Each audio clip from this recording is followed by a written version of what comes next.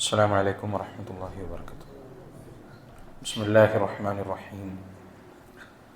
الحمد لله رب العالمين، حمدا كثيرا طيبا مباركا فيه. الصلاة والسلام على رسول الله وعلى آله وصحبه أجمعين ومن تبعهم بإحسان إلى يوم الدين، أما بعد. أعوذ بالله من الشيطان الرجيم. يا أيها الذين آمنوا اتقوا الله حق تقاته ولا تموتن إلا وأنتم مسلمون. سبحانك لا علم لنا إلا ما علمتنا إنك أنت العليم الحكيم. اللهم علمنا بما ينفعنا وانفعنا بما علمتنا وزدنا علما نافعا. ربنا زدنا علما نافعا.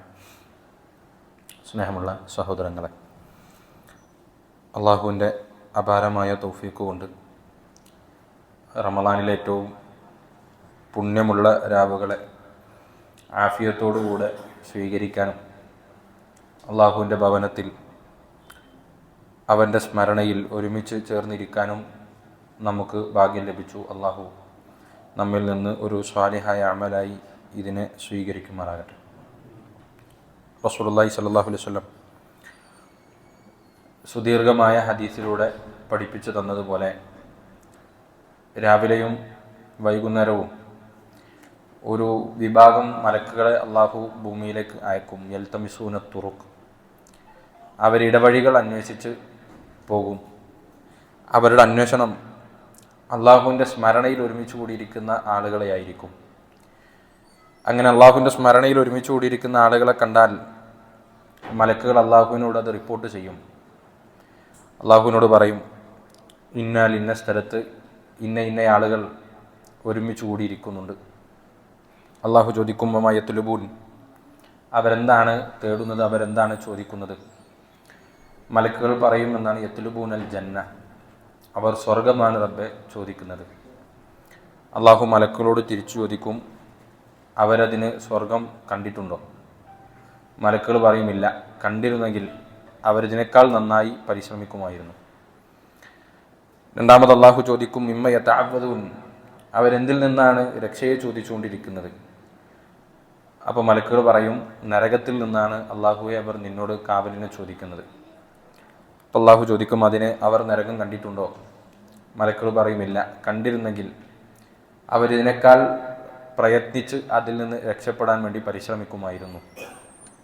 അള്ളാഹു പറയും, ആ അടിമകൾക്ക് അവരാഗ്രഹിക്കുന്നത് നൽകുകയും അവരെന്തിൽ നിന്നാണോ കാവലിനെ ചോദിക്കുന്നത് അതിൽ നിന്ന് അവരെ രക്ഷപ്പെടുത്തുകയും ചെയ്യുക.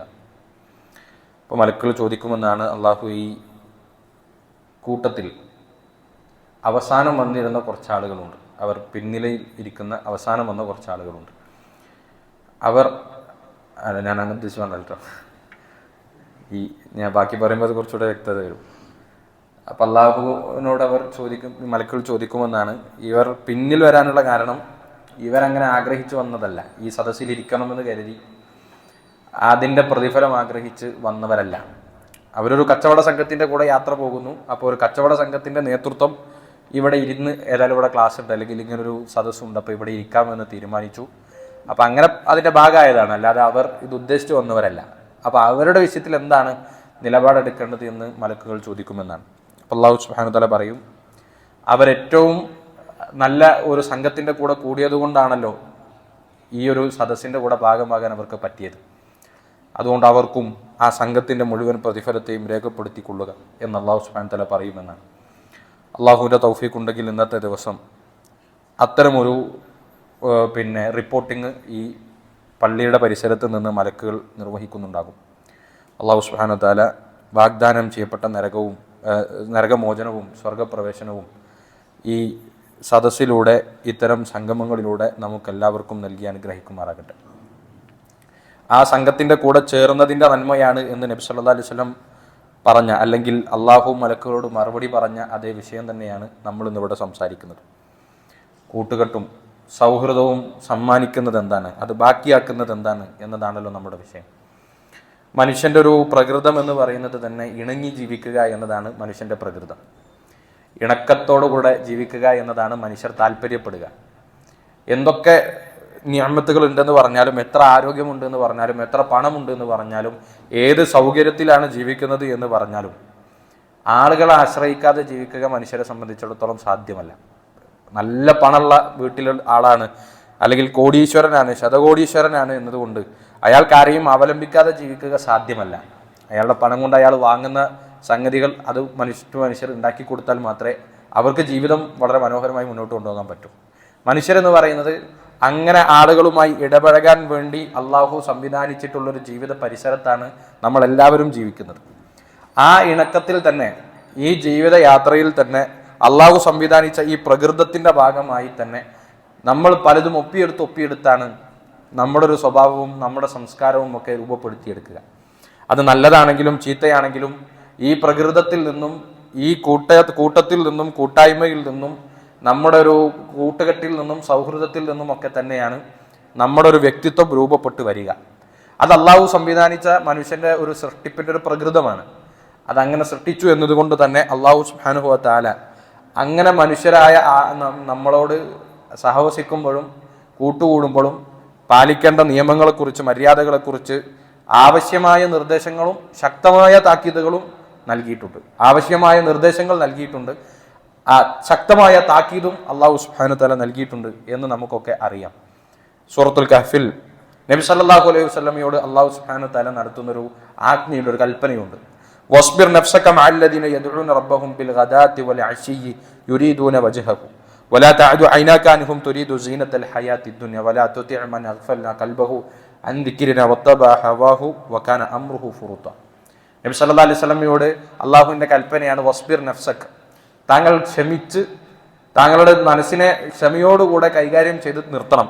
മഅല്ലദീന യദ്ഊന റബ്ബഹും ബിൽ ഗദാത്തി വൽ അശിയ്യി യുരീദൂന വജ്ഹ, അള്ളാഹുവിന്റെ വജ്ഹ് ഉദ്ദേശിച്ച് രാവിലെയും വൈകുന്നേരവും ദിക്റുകളിൽ, ദുആകളിൽ ഏർപ്പെടുന്ന ഒരു വിഭാഗത്തിന്റെ കൂടെ മനസ്സ് ക്ഷമിച്ച് അങ്ങ് നിലനിർത്തുകയാണ് വേണ്ടത്. വലാ തഅദു ഐനാക അൻഹും തുരീദു സീനത്തൽ ഹയാത്തിദ് ദുനിയ, അപ്പൊ അവരെ കൂടെ കൂടിയാൽ ചിലപ്പോൾ ദുന്യവിയായ അനുഗ്രഹങ്ങളും ആസ്വാദനങ്ങളും എല്ലാം കിട്ടിക്കൊള്ളണമെന്നില്ല. അതുകൊണ്ട് അള്ളാഹു പറയാണ്, വലാ തഅദു ഐനാക അൻഹും തുരീദു സീനത്തൽ ഹയാത്തിദ് ദുനിയ, ദുന്യവിയായ ഭംഗി, ദുന്യവിയായ അനുഭൂതികൾ, ആസ്വാദനങ്ങളൊക്കെ ആഗ്രഹിച്ച് അവരെ വിട്ട് അങ്ങയുടെ കണ്ണ് പോകേണ്ടതില്ല, പോകാൻ പാടില്ല. വലാ തുതിഅ മൻ അഗ്ഫൽനാ ഖൽബഹു അൻ ദിക്രിനാ വത്തബഅ ഹവാഹു വകാന അംറുഹു ഫുറുത. അതുപോലെ നമ്മെ ധിക്കരിക്കുന്ന, അല്ലെങ്കിൽ എന്റെ ദിക്ർ, അള്ളാഹുവിന്റെ സ്മരണയുടെ പരിസരത്ത് നിന്ന് ഒളിച്ചു മാറിയിട്ടുള്ള, അകന്നു നിൽക്കുന്നവരോട് കൂടെ അവരെ അനുസരിച്ച് താങ്കൾ മുന്നോട്ട് പോകരുത്, അത് വലിയ നാശത്തിലേക്ക് എത്തും എന്ന് നബി സല്ലല്ലാഹു അലൈഹി വസല്ലമയോട് കൽപ്പിക്കുന്നത് കാണാം. അപ്പോ ഇതിൽ ഈ ആയത്ത് വിശദീകരിച്ചുകൊണ്ട് നാസിർ സഅദി റഹിമഹുല്ല, പ്രഗത്ഭനായ മുഫസ്സിറാണ്, അദ്ദേഹം പറയുകയാണ്, ഒരു മനുഷ്യനെ സംബന്ധിച്ചിടത്തോളം ഈ ആയത്ത് നമുക്ക് നൽകുന്ന ഒരു നിർദ്ദേശം എന്ന് പറയുന്നത് മുജാഹദത്തുൻ നഫ്സ് വേണം. എന്തിന്? നന്മയുള്ള വിഭാഗത്തിന്റെ കൂടെ നിൽക്കണമെങ്കിൽ അതിലാണ് ഖൈറുള്ളൂ എന്ന് ഈ ആയത്ത് നമ്മളെ പഠിപ്പിക്കുന്നുണ്ട്. അത് പരിശ്രമിച്ച് തന്നെ നേടേണ്ട ഒന്നാണ്. കാരണം നമ്മൾ ആഗ്രഹിക്കുന്ന ദുന്യവിയായ അനുഭൂതികൾ, ആസ്വാദനങ്ങളും ഈ ദുനിയാവിൽ നിന്ന് നമ്മൾ ആസ്വദിക്കണമെന്ന് കരുതുന്ന കാര്യങ്ങളും ഒന്നും അള്ളാഹുവിന്റെ സ്മരണയിൽ ഒരുമിച്ച് കൂടുന്ന, അള്ളാഹുവിന്റെ ദിക്ർ പരസ്പരം പങ്കുവെക്കുന്ന, ഓർമ്മപ്പെടുത്തലുകൾ നടത്തുന്ന, രാവിലെയും വൈകുന്നേരവും ദിക്ർ ചൊല്ലുന്ന അള്ളാഹുവിന്റെ അടിമകളുടെ കൂട്ടത്തിൽ നിൽക്കുന്നവർക്ക് ദുന്യവിയായ അനുഭൂതികൾ ആസ്വദിച്ചു പോകാൻ പറ്റിക്കൊള്ളണമെന്നില്ല. നമ്മളെ പുതിയ ഭാഷയിൽ പറഞ്ഞാൽ വൈബും യാത്രയും അങ്ങനത്തെ സംഗതികളുമൊക്കെ ഒരുപക്ഷെ ദിക്റും ദുആവും ഒക്കെ നടത്തി അള്ളാഹുവിന്റെ സ്മരണയിൽ മുന്നോട്ട് പോകുന്ന ഒരു വിഭാഗത്തിന്റെ കൂടെ കിട്ടിയാൽ കിട്ടിക്കൊള്ളണമെന്നില്ല. നമുക്ക് തുള്ളിച്ചാടാൻ അവസരങ്ങൾ ഉണ്ടായിക്കൊള്ളണം എന്നില്ല. അല്ലെങ്കിൽ നിങ്ങൾ കാണുന്നത് പോലെ വർണ്ണശബളമായ, മനോഹരമായ, എല്ലാവർക്കും കണ്ടാൽ ഭയങ്കരമായ പൂതി തോന്നുന്ന, അനുഭൂതികൾ തോന്നിപ്പിക്കുന്ന ആസ്വാദനത്തിന്റെ നിമിഷങ്ങൾ അള്ളാഹുവിന്റെ ദിക്ർ രാവിലെയും വൈകുന്നേരവും ചൊല്ലുന്ന മുഅ്മിനീങ്ങളുടെ കൂട്ടത്തിൽ കൂടിയാൽ കിട്ടിക്കൊള്ളണമെന്നില്ല. അതുകൊണ്ടാണ് നബി സല്ലല്ലാഹു അലൈഹി വസല്ലമയോട് അള്ളാഹു സുബ്ഹാനഹു വ തആല പ്രത്യേകം പറഞ്ഞത്, ദുന്യവിയായ അത്തരം ആഗ്രഹങ്ങളുടെ മുന്നിൽ താങ്കൾ എന്താക്കാൻ പാടില്ല, ഈ സംഘത്തിന്റെ കൂടെ മനസ്സുറപ്പിച്ച് നിർത്തുന്നതിൽ നിന്ന് അതിര് കടന്നു പോകാൻ പാടില്ല. അതുകൊണ്ട് മുജാഹദത്തുൻ നഫ്സ് ഉണ്ടാകുക എന്നത് ഒന്നാമത്തെ കാര്യം. നന്മയുള്ള സംഘത്തിന്റെ കൂടെ കൂടുക എന്നത് അല്പപ്പണിയാണ്, എളുപ്പത്തിൽ പറ്റുന്ന കാര്യമല്ല. അവരുടെ കൂടെ കൂടുക എന്നത് ആദ്യഘട്ടത്തിൽ എളുപ്പത്തിൽ ചെയ്യാൻ പറ്റുന്ന കാര്യമല്ല. അതിന് ക്ഷമിച്ച് കൂടെ കൂടണമെന്ന് ഒന്നാമത്തെ പാഠം. രണ്ടാമത്തെ പാഠം, അപ്പോൾ നമുക്ക് നഷ്ടമെന്ന് തോന്നുന്ന ദുന്യവിയായ വിഭവങ്ങൾ ഉണ്ടാകും. ആ വിഭവങ്ങൾ, അനുഗ്രഹങ്ങൾ, ആസ്വാദനങ്ങൾ താങ്കളെ ഈ എടുത്ത തീരുമാനത്തിൽ നിന്ന് മാറി നിൽക്കാൻ പ്രേരിപ്പിക്കുകയും ചെയ്യാൻ പാടില്ല എന്ന് പരിശുദ്ധ ഖുർആൻ നബി സല്ലല്ലാഹു അലൈഹി വസല്ലമയോട് നടത്തുന്ന ഉപദേശം അല്ലെങ്കിൽ ആജ്ഞ, കൽപ്പന, ഇത് വിശ്വാസികളായ നമുക്കൊക്കെയും ബാധകമാകുന്ന കാര്യമാണ്. നല്ല സ്വഭാവമായാലും അതുപോലെ തന്നെ മോശം സ്വഭാവമായാലും പണ്ഡിതന്മാർ പറഞ്ഞത് കാണാം, മനുഷ്യന്റെ പ്രകൃതം എന്ന് പറയുന്നത് ലിസ്സും ശരീക്കുമൊക്കെയാണ്. അവൻ മോഷ്ടിക്കും. എന്തിൽ നിന്ന് മോഷ്ടിക്കും? അവന്റെ ചുറ്റുപാടുമുള്ള നന്മയുടെ സാഹചര്യമാണെങ്കിൽ ആ നന്മ അവൻ മോഷ്ടിക്കും. അതല്ല, അവന്റെ ചുറ്റുപാടുമുള്ളത് ഒരു തിന്മയുടെയും ഫസാദിന്റെയും അസിയത്തിന്റെയും ഒക്കെ സാഹചര്യമാണെങ്കിൽ അതും അവൻ മോഷ്ടിക്കും. ഇത് വളരെ വ്യക്തമായി മനുഷ്യരുടെ പ്രകൃതമായി അള്ളാഹു സംവിധാനിച്ചതാണ്. അതുകൊണ്ട് തന്നെ നബി സല്ലല്ലാഹു അലൈഹി വസല്ലം പറഞ്ഞു, നിങ്ങൾ ചുറ്റുമുള്ളതിനിൽ നിന്നാണ് നിങ്ങളുടെ സ്വഭാവം രൂപപ്പെടുത്തിയെടുക്കുക എന്നതുകൊണ്ട് നിങ്ങൾ നന്നായി സൂക്ഷിച്ചും നന്നായി ചൂസ് ചെയ്തും സെലക്ട് ചെയ്തും മാത്രമാണ് സൗഹൃദങ്ങൾ ഉണ്ടാക്കേണ്ടത്. അർറജുലു അലാ ദീനി ഖലീലിഹി ഫല്യൻദുർ അഹദുക്കും മയുഖാലിൽ. ആ ഹദീസ് നമ്മളൊക്കെ പലതവണ കേട്ടുപോയിട്ടുള്ള ഹദീസാണ്. ഒരു വ്യക്തി അവന്റെ സഹോദരന്റെ അല്ലെങ്കിൽ അവന്റെ സ്നേഹിതന്റെ ദീനിലായിരിക്കും ഉണ്ടാവുക. അതുകൊണ്ട് തന്നെ നിങ്ങൾ ആരോട് കൂട്ടുകൂടുന്നു എന്നത് നോക്കിയും കണ്ടും മാത്രം കൂട്ടുകൂടണം എന്ന് നബി സല്ലല്ലാഹു അലൈഹി വസല്ലം പഠിപ്പിച്ചു. ഒരു വ്യക്തി അവന്റെ സഹോദരന്റെ അല്ലെങ്കിൽ സ്നേഹിതന്റെ ദീനിലായിരിക്കും എന്ന് പറഞ്ഞാൽ അവന്റെ ഇഷ്ടങ്ങൾ നമ്മുടെ ഇഷ്ടങ്ങളായി തീരും. ഒരു കൂട്ടത്തിൽ നമ്മൾ നിൽക്കുമ്പോൾ അതിനനുസരിച്ച് നമ്മൾ അഡ്ജസ്റ്റ് ചെയ്യേണ്ടി വരും. അവരുടെ ഇഷ്ടങ്ങളും ആസ്വാദനങ്ങൾക്കൊത്ത് നമ്മുടേതായിത്തീരും എന്നത് സ്വാഭാവികമാണ്. അത് നമ്മൾ മെനക്കെടേണ്ട കാര്യമില്ല. മെനക്കെടേണ്ടത് കൂട്ടത്തിൽ കൂടാനാണ്. കൂട്ടത്തിൽ കൂടിക്കഴിഞ്ഞാൽ അത്തരം കാര്യങ്ങൾ നമ്മളിലേക്ക് വരിക എന്നത് സ്വാഭാവികമായി സംഭവിക്കുന്ന കാര്യമാണ്. അതുകൊണ്ട് തന്നെ ഫല്യൻദുർ അഹദുക്കും മയുഖാലിൽഹു, നിങ്ങൾ നന്നായി നോക്കിയും സൂക്ഷിച്ചും മാത്രം ആരോടാണോ നിങ്ങൾ ഇടപെടുന്നത്, സൗഹൃദം ഉണ്ടാക്കുന്നത് എന്നതിനെ കുറിച്ച് നിങ്ങൾ സൂക്ഷിക്കണമെന്ന് നബി സല്ലല്ലാഹു അലൈഹി വസല്ലം പറഞ്ഞു. എന്ന് പറഞ്ഞാൽ ചൂസി ആയിരിക്കണം, സെലക്റ്റീവ് ആയിരിക്കണം സൗഹൃദങ്ങൾ തിരഞ്ഞെടുക്കുമ്പോൾ എന്ന് നബി സല്ലല്ലാഹു അലൈഹി വസല്ലം നമ്മളെ പഠിപ്പിക്കുന്നുണ്ട്. എന്നാൽ നമ്മൾ ആലോചിച്ച് നോക്കും, നമ്മളൊരു 10,000 രൂപ കൊടുത്ത് വാങ്ങുന്ന ഒരു സാധനം, ഒരു ഓൺലൈനിലാണ് പ്രത്യേകിച്ച് നമ്മൾ അത് വാങ്ങുന്നത് എങ്കിൽ ഇതെത്ര ആൾ വാങ്ങി, ആ വാങ്ങിയ ആൾ എന്തൊക്കെയാണ് ഇതിനെക്കുറിച്ച് പറഞ്ഞ അഭിപ്രായം, ഇതിന് ഗ്യാരണ്ടി ഉണ്ടോ എന്നൊക്കെ നോക്കിയായിരിക്കും ഏകദേശം ഒരു വർഷമെങ്കിലും ഉപയോഗിക്കാനുള്ള ഒരു 10,000 രൂപയുടെ ഉപകരണം നമ്മൾ വാങ്ങുന്നുണ്ടെങ്കിൽ നമ്മൾ വാങ്ങുക പുതിയ കാലത്ത്. എന്നാൽ ജീവിതം നിൽക്കുന്ന കാലമത്രയും നമ്മളിൽ സ്വാധീനം ചെലുത്താൻ സാധിക്കുന്ന അതിന് ശേഷിയുള്ള ആളുകളുമായി കൂട്ടുകൂടുമ്പോൾ നമ്മൾ ഒരു മിനിറ്റ് നേരത്തെ പോലും ആലോചന പലപ്പോഴും ഉണ്ടാകാറില്ല എന്നതാണ് ഒരു നഷ്ടബോധം, അല്ലെങ്കിൽ അതാണ് നമ്മുടെ കാഴ്ചപ്പാടിന്റെ പ്രശ്നം. നമ്മൾ കൂട്ടുകൂടുന്ന, നമ്മൾ സ്ഥിരം യാത്ര ചെയ്യുന്ന, നമ്മൾ സ്ഥിരം സംസാരിക്കുന്ന, നമ്മൾ ഏറ്റവും അധികം ഇടപെടുകയും സംസാരിക്കുകയും യാത്ര ചെയ്യുകയും കൂടിയിരിക്കുകയും ചെയ്യുന്ന നമ്മുടെ സൗഹൃദ വലയത്തെക്കുറിച്ച് നമ്മളൊന്ന് ആലോചിച്ച് നോക്കൂ. അത് നമ്മൾ അങ്ങനെ തെരഞ്ഞെടുത്ത് വന്ന ഒന്നല്ല, മറിച്ച് നമ്മുടെ സാഹചര്യത്തിലും നമ്മുടെ ചുറ്റുപാടിലും നമ്മുടെ വളർച്ചയിലും അങ്ങനെ ആയതാണ്. പിന്നീട് നമ്മളിപ്പോ ഒന്ന് നമ്മളെ തന്നെ വിലയിരുത്തി നോക്കിയാൽ നമ്മളിലുള്ള ദോഷമാകട്ടെ ഗുണമാകട്ടെ പലതും നമ്മളത് അഡോപ്റ്റ് ചെയ്തിട്ടുണ്ടാകുക, നമ്മുടെ ജീവിതത്തിലേക്ക് വന്നിട്ടുണ്ടാവുക ഇങ്ങനത്തെ പരിസരങ്ങളിൽ നിന്നാണ് എന്ന് സ്വയം വിലയിരുത്തുമ്പോൾ നമുക്കത് ബോധ്യപ്പെടും. അതുകൊണ്ട് നബി സല്ലല്ലാഹു അലൈഹി വസല്ലം പറഞ്ഞ വാചകം എത്ര സത്യമാണ്. നിങ്ങൾ ഒരാളോട് കൂട്ടുകൂടുമ്പോൾ അതുകൊണ്ടുണ്ടാക്കുന്ന ഗുണത്തെക്കുറിച്ചും ഭവിഷ്യത്തിനെ കുറിച്ചും ആലോചിച്ചും സൂക്ഷിച്ചും നിങ്ങൾ കൂട്ടുകൂടണം. അപ്പൊ ചൂസി ആയിരിക്കണം. എല്ലാവരുടെയും കൂടെ സൗഹൃദം ഉണ്ടാക്കുക എന്നത് ഒരു വിശ്വാസിയുടെ നിലപാടല്ല. ആരാവട്ടെ, അവന്റെ നിലപാട് എന്തോ ആകട്ടെ, അവന്റെ സ്വഭാവം എന്തോ ആകട്ടെ, അതൊന്നും എന്നെ ബാധിക്കില്ല എന്ന് പറഞ്ഞാൽ കളവാണത്, അത് ബാധിക്കും. അത് ഓരോ ഇഷ്ടം പോലെ ആയിക്കോട്ടെ, ഞാൻ എൻ്റെ ഇഷ്ടം പോലെ കാര്യങ്ങൾ നോക്കും, നിലപാടെടുക്കും എന്ന് പറഞ്ഞാൽ അത് നമ്മൾ തന്നെ നടത്തുന്ന ആത്മവഞ്ചനയാണ്. അതിന് സാധിക്കില്ല. അതിന് പ്രകൃതി, അല്ലാഹു സുബ്ഹാനഹു വ തആല സംവിധാനിച്ച പ്രകൃതി അങ്ങനെയല്ല. നിങ്ങൾ കൂട്ടുകൂടുന്ന ആളുകളുടെ സ്വഭാവവും വിശ്വാസവും ആചാരവും താല്പര്യങ്ങളും ഇഷ്ടക്കേടുകളും എല്ലാം നിങ്ങളുടേത് കൂടെ ആയിത്തീരുമെന്നതാണ് അല്ലാഹു സുബ്ഹാനഹു വ തആല വെച്ചിട്ടുള്ള സംവിധാനം. പ്രകൃതി അങ്ങനെയാണ്. അതുകൊണ്ട് സൂക്ഷിച്ചും നോക്കിയും ആളുകളെ തിരഞ്ഞെടുക്കുക. അവരുടെ കൂടെ കൂടിയാൽ എന്റെ പരലോകം എന്തായിരിക്കും, എന്റെ ദുനിയാവ് എന്തായിരിക്കും, എന്റെ സമയങ്ങൾ മലക്കുകൾ രേഖപ്പെടുത്തി വെക്കുന്ന രേഖയിലെ എന്റെ സമയങ്ങൾ അവരുമായി ചെലവിടുമ്പോൾ എവിടെയായിരിക്കും അത് രേഖപ്പെടുത്തുക? വലതുഭാഗത്തായിരിക്കും, ഇടതുഭാഗത്തായിരിക്കുമോ? ഒന്നും ജീവിതത്തിൽ നിന്ന് അല്ലാഹു സുബ്ഹാനഹു വ തആല രേഖപ്പെടുത്തുന്നതിൽ നിന്ന് ഒഴിവല്ലല്ലോ, ഒരു നിമിഷം ഒഴിവല്ല. പള്ളിയിൽ വരുന്ന രംഗങ്ങളും പള്ളിയിൽ വന്ന് ഇബാദത്ത് ചെയ്യുന്ന കാര്യങ്ങളും മാത്രമല്ല അല്ലാഹു സുബ്ഹാനഹു വ തആല രേഖപ്പെടുത്തി വെക്കുന്ന രേഖയിൽ ഉണ്ടാവുക. അല്ലാഹു നമുക്ക് നൽകുന്ന കർമ്മത്തിന്റെ രേഖകളിൽ യാത്രകളുണ്ട്, രാത്രികളുണ്ട്, രഹസ്യങ്ങളുണ്ട്, പരസ്യമുണ്ട്, എല്ലാം ഉണ്ട്. ആ എല്ലാം അടങ്ങുന്ന നമ്മുടെ കർമ്മരേഖയിൽ ഞാൻ തിരഞ്ഞെടുക്കുന്ന, ഞാൻ കൂട്ടുകൂടുന്ന, ഞാൻ യാത്ര പോകുന്ന, സൗഹൃദം ചെലുത്തുന്ന എൻ്റെ കൂട്ടുകാർ, അവരിൽ എന്നിലുണ്ടാക്കുന്ന സ്വാധീനവും ആ നിമിഷവും ഒക്കെ റഹ്മാനായ റബ്ബ് മലക്കുകളെ കൊണ്ട് രേഖപ്പെടുത്തി വെക്കപ്പെടുന്നത് എൻ്റെ വലതുഭാഗത്തായിരിക്കുമോ ഇടതുഭാഗത്തായിരിക്കുമോ എന്ന വളരെ ജാഗ്രതാപൂർവമുള്ള ചിന്തയോടുകൂടെ മാത്രമേ നിങ്ങൾ ഒരു ആളെ സുഹൃത്തായി സ്വീകരിക്കാവൂ എന്നാണ് നബി സല്ലല്ലാഹു അലൈഹി വസല്ലം പറഞ്ഞതിന്റെ മറ്റൊരു വിശദീകരിച്ചുള്ള അർത്ഥം. ഇല്ലാത്ത ആളുകളെ സംബന്ധിച്ചിടത്തോളം ഇങ്ങനെയൊന്നും നോക്കാതെ, ഇത്രയൊന്നും ഗൗരവമായി ചിന്തിക്കാതെ, അത് ഒരു സ്വാഭാവികതയിൽ ജീവിതത്തിൽ സംഭവിക്കുന്ന പല കാര്യങ്ങളെയും പോലെ സൗഹൃദത്തെ എടുത്ത് അത് അങ്ങനെ തന്നെ ഒഴുക്ക് മട്ടിൽ പോകുന്ന ആളുകളെ കുറിച്ച് പരിശുദ്ധ ഖുർആൻ പറയുന്ന 2 പ്രധാനപ്പെട്ട വിലാപങ്ങളുണ്ട്. പരലോകത്ത് വെച്ച് നടത്തുന്ന വിലാപങ്ങൾ, അവരുടെ നഷ്ടങ്ങളെ കുറിച്ച് പരിശുദ്ധ ഖുർആൻ പറയുന്നുണ്ട്. ഒന്നാമത്തേത് അൽ അഖില്ലാഉ യൗമഇദിൻ ബഅദുഹും ലിബഅദിൻ അദുവ്വുൻ ഇല്ലൽ മുത്തഖീൻ. നമ്മൾ വളരെ കൂടുതൽ നന്നായി ആലോചിക്കേണ്ട ഒരു വാചകമാണ്. അൽ അഖില്ലാഉ, സഹോദരങ്ങൾ, സുഹൃത്തുക്കൾ, അവർ യൗമഇദിൻ ബഅദുഹും ലിബഅദിൻ അദുവ്വുൻ ഇല്ലൽ മുത്തഖീൻ, അവർ പരസ്പര ശത്രുക്കളായിരിക്കും. ഇത് നോക്കൂ, പരിശുദ്ധ ഖുർആൻ ഈ സുഹൃത്തുക്കൾ അന്നേ ദിവസം പരലോകത്ത് വെച്ച് പരസ്പരം ശത്രുക്കളായിരിക്കുമെന്ന് പറയാൻ ഉപയോഗിച്ച പ്രയോഗത്തിന്റെ ഒരു വിശദീകരണമുണ്ട്. അതെന്താണ്?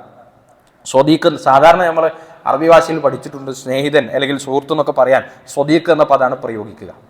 അപ്പൊ വ്യത്യസ്ത ജമീൽ എന്നും സ്വദീഖ് എന്നും ഖലീൽ എന്നൊക്കെ സൗഹൃദത്തിലുള്ള സഹോദരങ്ങൾക്ക് അല്ലെങ്കിൽ സുഹൃത്തുക്കൾക്ക് പറയും.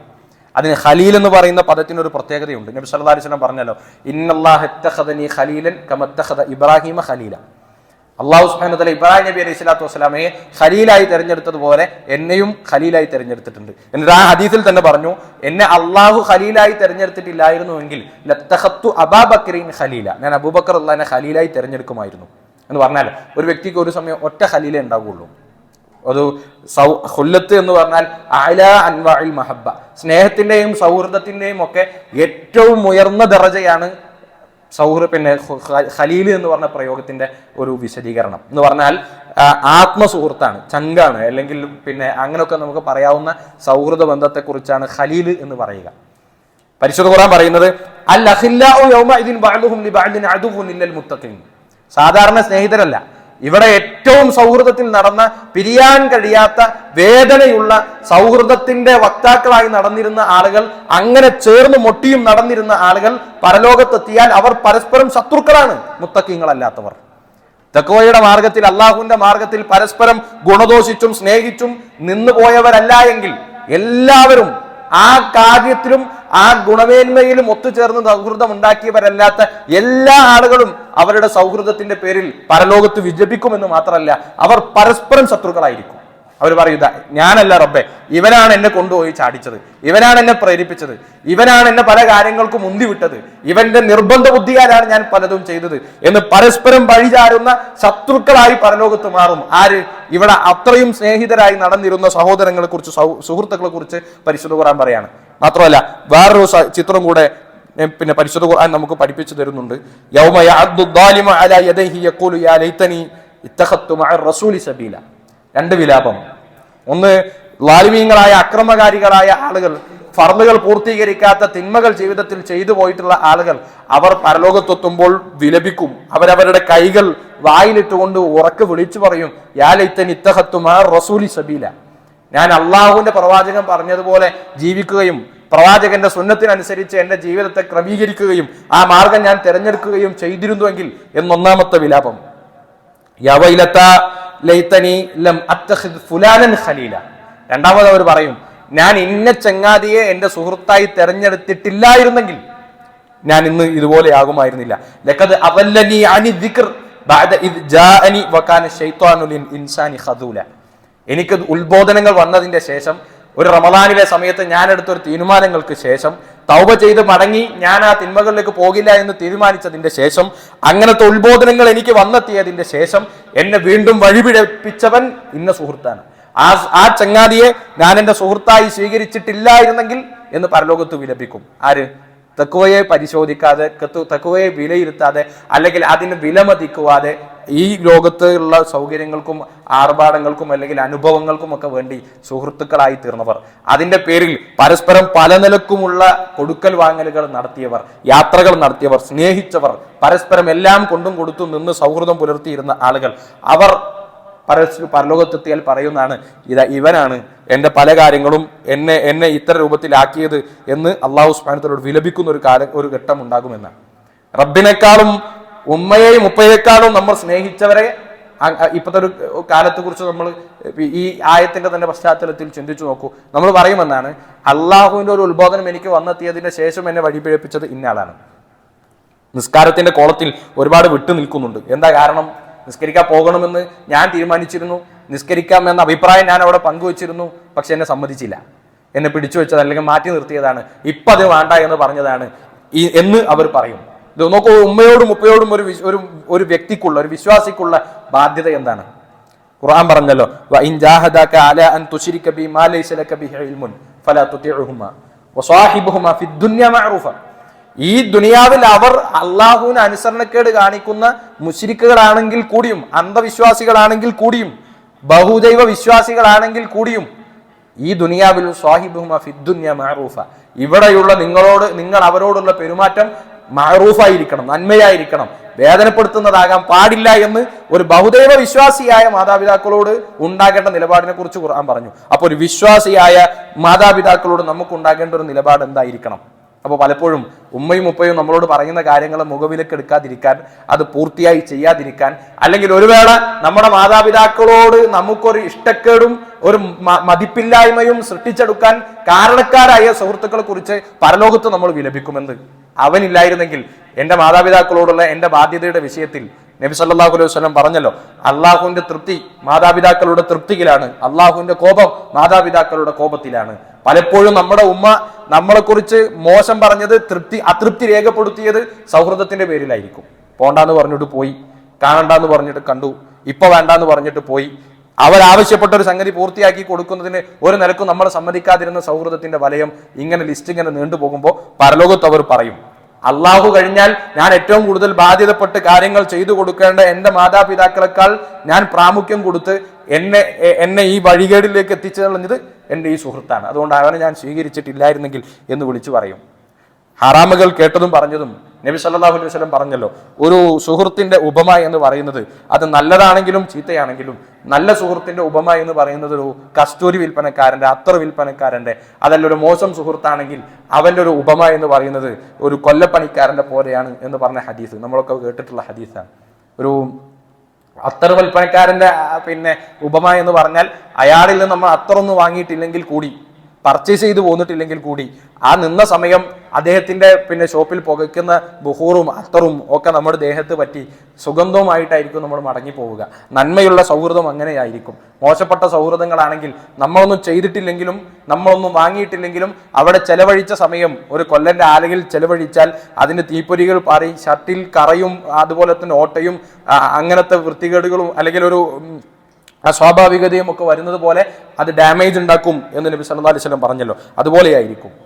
നമ്മളൊന്നും ചെയ്തിട്ടുണ്ടാകില്ല. നമ്മളൊന്ന് ചിന്തിച്ചു നോക്കൂ, നമ്മൾ ഇന്ന് കൂടിയിരുന്ന സൗഹൃദത്തിന്റെ സൗഹൃദങ്ങളുടെ യാഥാർത്ഥ്യ ബോധത്തെക്കുറിച്ച് നമ്മൾ ആലോചിച്ചാൽ തന്നെ നമ്മൾ യാത്ര പോകുന്നു.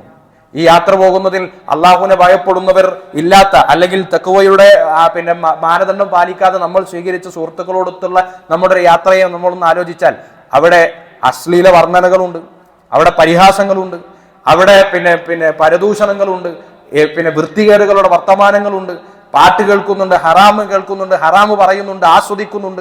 നമ്മൾ അതിൻ്റെ ഒന്നും ഭാഗമായിട്ടില്ലെങ്കിലും കൂടെ ആ യാത്രയുടെ സമയം അത്രയും നമ്മൾ ചെലവഴിക്കുന്നതും നമ്മൾ കേൾക്കുന്നതും അനാരോഗ്യകരമായ കാര്യമാണ്, ഹറാമിലേക്ക് എത്തിക്കുന്ന കാര്യമാണ്. അതാണ് നബി സല്ലല്ലാഹു അലൈഹി വസല്ലം പറഞ്ഞത്. അതിൽ നിന്ന് ഒന്നും ഉൾക്കൊള്ളാൻ വേണ്ടി നമ്മൾ വിചാരിച്ചിട്ടില്ലെങ്കിൽ കൂടെ ഷർട്ടിൽ കറ പറ്റാതെ ഒരാൾക്ക് മടങ്ങിപ്പോകാൻ കഴിയില്ല.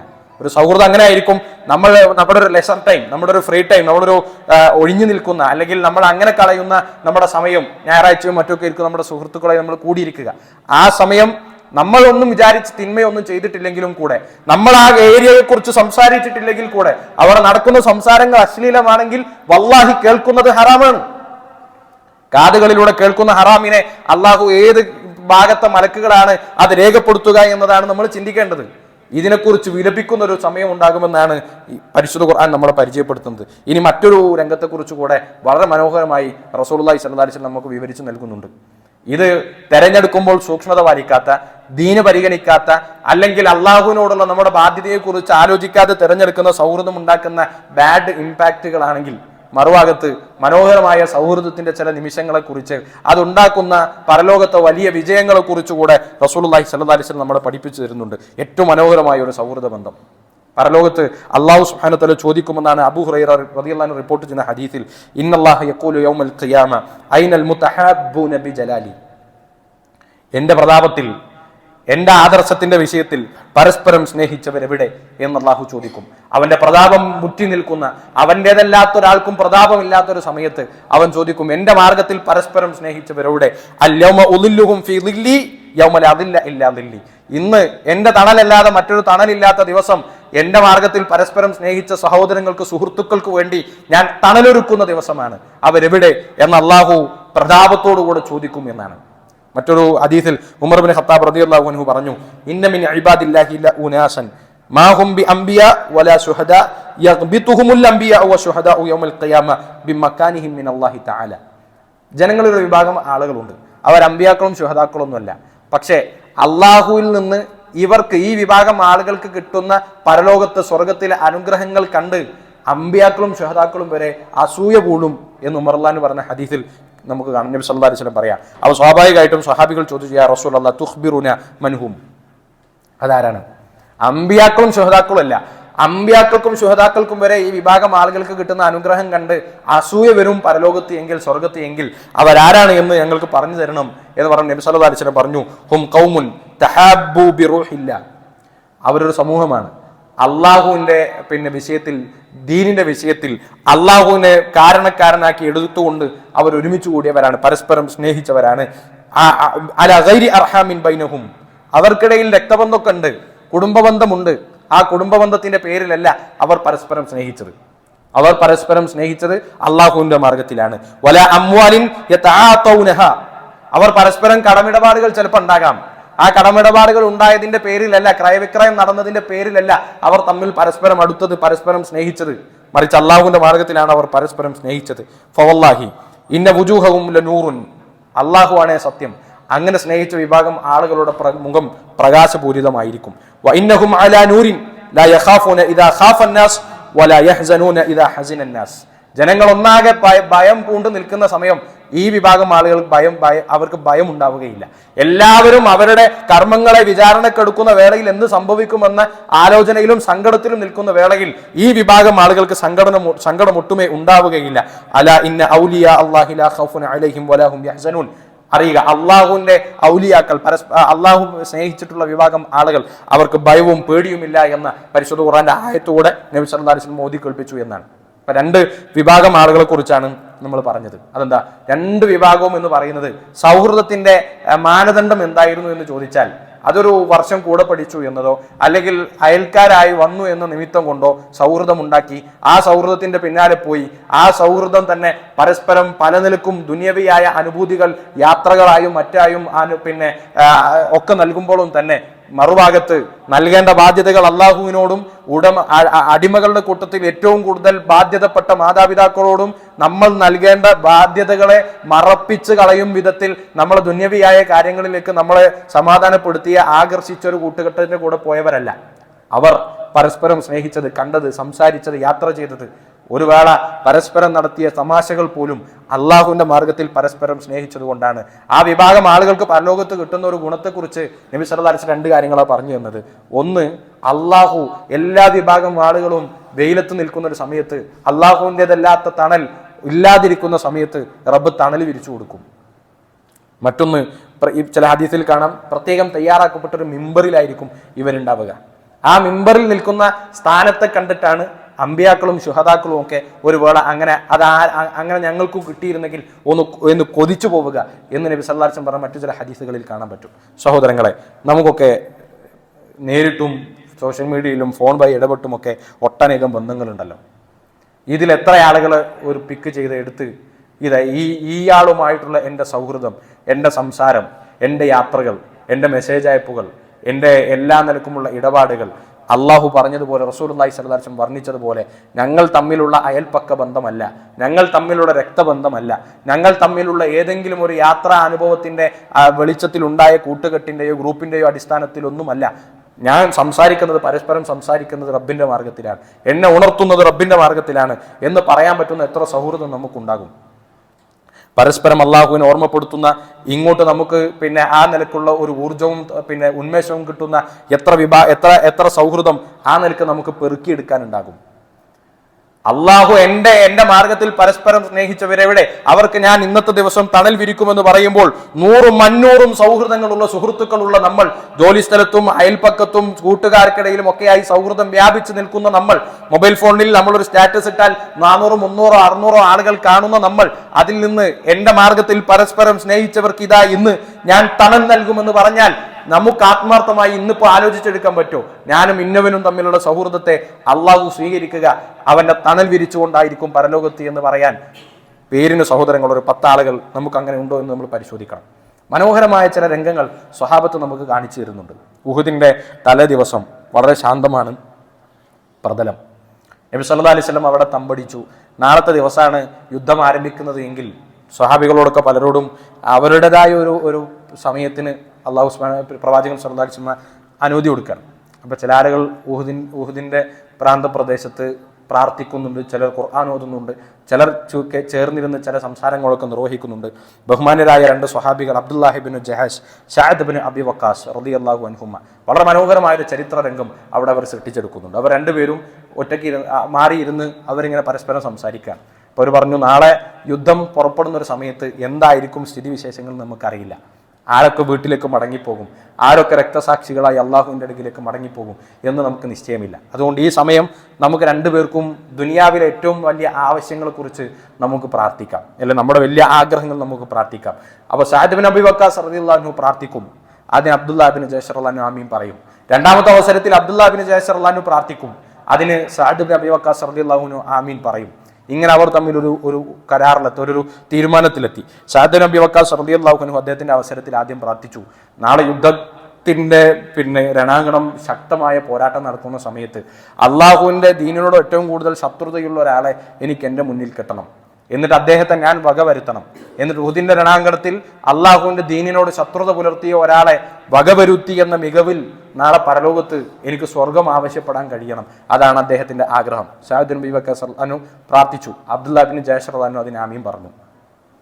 രണ്ടാമത്തെ അവസരം മഹാനായ അബ്ദുല്ലാഹി ബിൻ ജഹ്ഷ് റളിയല്ലാഹു അൻഹു ആണ്. അദ്ദേഹം പ്രാർത്ഥിക്കുന്നത്, നാളെ യുദ്ധം വളരെ കൊടുമ്പിരി കൊള്ളുന്ന ഒരു വേളയിൽ ശത്രുപക്ഷത്തെ മല്ലനായ ഒരു ധീരനായ പോരാളി എൻ്റെ മുന്നിലേക്ക് വരണം, എന്നിട്ട് അദ്ദേഹം എന്നെ കീഴ്പ്പെടുത്തണം, അയാൾ എന്നെ കീഴ്പ്പെടുത്തണം. എന്നെ കൊന്നതിന് ശേഷം എൻ്റെ കണ്ണുകൾ അവൻ ചൂഴ്ന്നെടുക്കണം, എൻ്റെ കാത് അവൻ മുറിച്ചു മാറ്റണം, കൈകാലുകൾ വിപരീതമായി കൊത്തിയിടണം, എന്നിട്ട് ഷഹാദത്ത് വരിച്ച് എനിക്ക് ഈ ലോകത്തു നിന്ന് വിട പറഞ്ഞു പോകാൻ പറ്റണം എന്നാണ് അബ്ദുല്ലാഹി ബിൻ ജഹ്ഷ് റളിയല്ലാഹു അൻഹുവിന്റെ പ്രാർത്ഥന. അപ്പൊ അതിന് സഅദ് ബിൻ അബി വഖാസ് റളിയല്ലാഹു അൻഹു ആമീൻ പറഞ്ഞു. പിറ്റേന്ന് ഉഹുദിന്റെ രണാങ്കണത്തിൽ സഅദ് ബിൻ അബി വഖാസ് റളിയല്ലാഹു അൻഹു ചേർത്ത് വെക്കുന്ന ഈ ചരിത്രത്തിന്റെ പിൻഭാഗം എന്ന് പറയുന്നത്, ഉഹുദിൽ രക്തസാക്ഷിയായ സ്വഹാബികളുടെ കൂട്ടത്തിൽ ഞാൻ എൻ്റെ സുഹൃത്ത് അബ്ദുല്ലാഹി ബിൻ ജഹ്ഷ് റളിയല്ലാഹു അൻഹുവിനെ കണ്ടിരുന്നു. അദ്ദേഹത്തിന്റെ കണ്ണുകൾ ചൂഴ്ന്നെടുക്കപ്പെട്ടിട്ടുണ്ട്, അദ്ദേഹത്തിന്റെ കാതുകൾ മുറിച്ചു മാറ്റപ്പെട്ടിട്ടുണ്ട്, അദ്ദേഹത്തിന്റെ കൈകാലുകൾ വിപരീതമായി വിച്ഛേദിക്കപ്പെട്ടിട്ടുണ്ട്. എത്ര മനോഹരമായ പ്രാർത്ഥനയാണ് എൻ്റെ സുഹൃത്ത് നടത്തിയത് എന്ന് പറയുന്ന സഅദ് ബിൻ അബി വഖാസ് റളിയല്ലാഹു അൻഹു വാചകമാണ് ഈ ചരിത്രത്തിന്റെ അവസാനത്തിൽ നമുക്ക് കാണാൻ പറ്റുക. ഞാൻ പറയുന്നത്, നമ്മൾ ഇങ്ങനൊരു രംഗം ജീവിതത്തിൽ എപ്പോഴെങ്കിലും നമുക്ക് ഉണ്ടായിട്ടുണ്ടോ? നമ്മൾ നമ്മുടെ സുഹൃത്തുക്കളുമായി ചേർന്നിരിക്കുന്നു, സൗഹൃദമുള്ളവരുമായി നമ്മൾ ചേർന്നിരിക്കുന്നു, നമ്മൾ സ്വർഗത്തെക്കുറിച്ച് നമ്മുടെ സങ്കല്പങ്ങളും നമ്മുടെ ആഗ്രഹങ്ങളും സ്വർഗത്തിന് വേണ്ടി നമുക്ക് നേടാൻ സാധിക്കുന്ന കാര്യങ്ങളും പരസ്പരം നമ്മൾ പങ്കുവെക്കുന്നു. ഇങ്ങനെ ദീനിനെ കുറിച്ച് സംസാരിക്കുന്ന രംഗങ്ങൾ പ്രിയപ്പെട്ട സഹോദരങ്ങൾ നമ്മുടെ ഒരു സൗഹൃദത്തിന്റെ, നമ്മുടെ ഒരു കൂട്ടായ്മയുടെ നമ്മുടെയൊക്കെ പരിസരത്ത് ഉണ്ടോ എന്നതാണ് ചിന്തിക്കാൻ വേണ്ടിയിട്ടാണ് ഈ സംഭവം ഞാനിവിടെ നിങ്ങളെ മുന്നിൽ പറഞ്ഞത്. അപ്പൊ നോക്കൂ, നബി സല്ലല്ലാഹു അലൈഹി വസല്ലമയുടെ സ്വഹാബികൾ പറയുമായിരുന്നു എന്നാണ്, തഅലൗ നുഅ്മിനു സാഅ, ഇനി വരൂ നമുക്ക് കുറച്ച് സമയം ഈമാൻ വർദ്ധിപ്പിക്കുന്ന കാര്യങ്ങളെക്കുറിച്ച് സംസാരിക്കാം. എന്നിട്ട് അവർ ഒരുമിച്ച് കൂടിയിരിക്കും. എന്നിട്ട് പരലോകത്തെക്കുറിച്ച് ഓർമ്മപ്പെടുത്തുന്ന ആയത്തുകൾ പാരായണം ചെയ്യും. ആ ആയത്തുകൾ പാരായണം ചെയ്യുന്നതിൽ നിന്ന് ഓരോരുത്തർക്കും നൽകാനുള്ള ഗുണപാഠങ്ങൾ അവർ നൽകും. സ്വഹാബികൾ കരയും, പരസ്പരം അവരുടെ പരലോക മോക്ഷത്തിനു വേണ്ടി പ്രാർത്ഥിക്കും. എത്ര മനോഹരമായ സ്വർഗീയ ബന്ധത്തെക്കുറിച്ചാണ് നമ്മൾ ആ ചരിത്രത്തിലൂടെ വായിച്ചു പോകുന്നത്. സഹോദരങ്ങളെ, ജീവിതത്തിൽ എപ്പോഴെങ്കിലും ഒരിക്കൽ നമ്മുടെ സൗഹൃദ വലയത്തിലുള്ളവർ കൂടിയിരുന്ന് ദീനിനെ കുറിച്ച് സംസാരിക്കുന്ന ഒരു രംഗം നമ്മുടെ ജീവിതത്തിൽ ഇന്ന് വരെ ഉണ്ടായിട്ടുണ്ടോ എന്ന് നമ്മൾ പരിശോധിക്കണം. അതിനാണ് വിലയുള്ളൂ എന്ന് നമ്മൾ തിരിച്ചറിയണം. നബി സല്ലല്ലാഹു അലൈഹി വസല്ലം പറഞ്ഞു, മൻ ഖഅദ മഖഅദൻ ലം യദ്കിരില്ലാഹ തആല ഫീഹി കാനത അലൈഹി മിനല്ലാഹി തആല തിറത്തുൻ. ഒരാളൊരു സ്ഥലത്തിരുന്നു, ഒരു മജ്ലിസിലിരുന്നു, കൂടിയിരുന്നു. ആ കൂടിയിരുന്ന് എഴുന്നേൽക്കുന്നതിന്റെ മുമ്പ് അള്ളാഹുവിനെ കുറിച്ച് ഒരു സ്മരണയും ഇല്ലാതെയാണ് അവർ എഴുന്നേറ്റ് പോകുന്നത്. അള്ളാഹുവിൽ നിന്നുള്ളൊരു നഷ്ടത്തെ, നാശത്തെ അവരുടെ പേര് രേഖപ്പെടുത്തപ്പെട്ട് കഴിഞ്ഞു.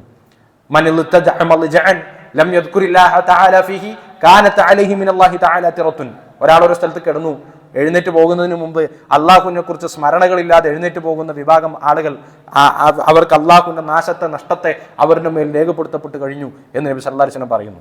അത് വ്യക്തികളായാലും ഒറ്റക്കായാലും കൂട്ടായാലും ഒക്കെ ബാധകമാകുന്ന കാര്യമാണ്. നോക്കൂ, നമ്മളത് ഒന്നാമത്തെ കാര്യം വ്യക്തിപരമായി നമ്മൾ ഒരു വിശ്വാസിയെ സംബന്ധിച്ചിടത്തോളം ഏത് രംഗത്തും അനങ്ങുമ്പോഴും അള്ളാഹുവിനെ കുറിച്ചുള്ള സ്മരണകൾ വാക്കാലോ ഹൃദയത്തിലോ സൂക്ഷിക്കാതെ ഒരു വിശ്വാസി മുന്നോട്ട് പോകാൻ പാടില്ലല്ലോ. വാക്കാൽ തന്നെ പറയേണ്ട ഘട്ടങ്ങൾ ഒരുപാടുണ്ടാകും. എഴുന്നേൽക്കുന്നതിനിടയിൽ നമ്മൾ അള്ളാഹുവിന്റെ നിഅമത്തുകൾ ഒരുപാട് ആസ്വദിച്ച് അള്ളാഹിനെ കുറിച്ച് ഓർമ്മിക്കേണ്ട ഘട്ടങ്ങൾ പലതും കടന്നു പോകും. എഴുന്നേൽക്കുന്നതിന് മുമ്പ് ഒരുപാട് കാര്യങ്ങൾ അങ്ങനെ കടന്നു പോകും. പക്ഷെ പലപ്പോഴും ഇനി നമ്മുടെ ഒരു വ്യക്തിപരമായ സ്പേസിൽ നിന്ന് മാറി നമ്മൾ കൂട്ടം കൂടിയാലുള്ള കാര്യത്തെക്കുറിച്ച് നമ്മളൊന്ന് ചിന്തിക്കുക. അവിടെ ഇതിനൊക്കെ ഒരു സ്പേസ് ഉണ്ടോ? അള്ളാഹുവിനെ കുറിച്ച് ഓർക്കാൻ വിധത്തിലുള്ള അഹിരിയത്തുള്ള, അല്ലെങ്കിൽ അങ്ങനെ നമുക്ക് പറയാൻ ബാധകമാക്കാൻ പറ്റുന്ന ഒരു കൂട്ടത്തിന്റെ കൂടെ നമ്മൾ കൂടിയാൽ മാത്രമാണല്ലോ ഇതിനൊക്കെ അവിടെ സ്പേസ് ഉള്ളൂ.